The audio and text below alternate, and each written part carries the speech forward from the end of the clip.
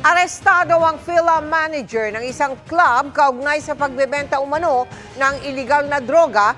Umaabot umano ang kontrabando sa iba-ibang bar sa Metro Manila. Nakatutok si John Consulta. Exclusive!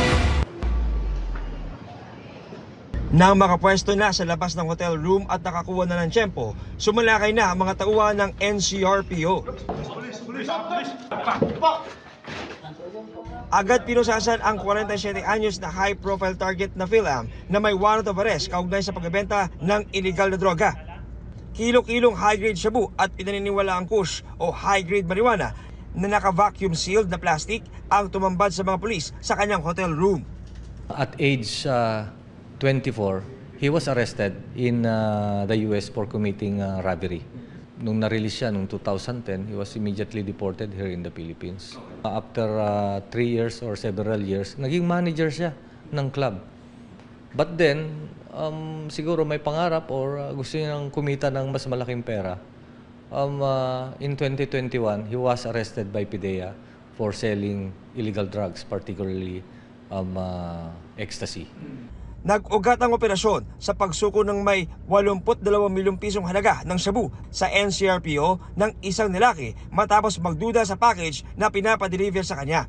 Mula rito, naikasa ang bypass sa recipient ito sa Makati na nauwi sa pagkakaresto ng isang kasabwat na suspect at pag-iimplementa ng search warrant sa kanilang hideout na kondo kung saan na-recover ang ilang gramo ng droga at mga baril. Yung firearms nila, hindi basta-basta. 3 firearms na nakuha. May silencer yung isa. And all of these firearms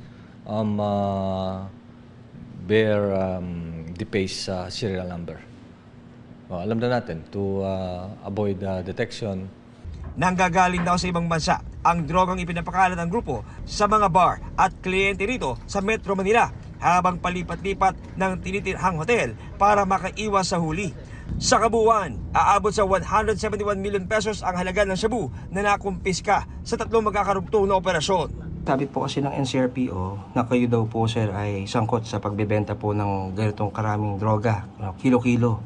Totoo po ba ito sir? Ano po? No comment po.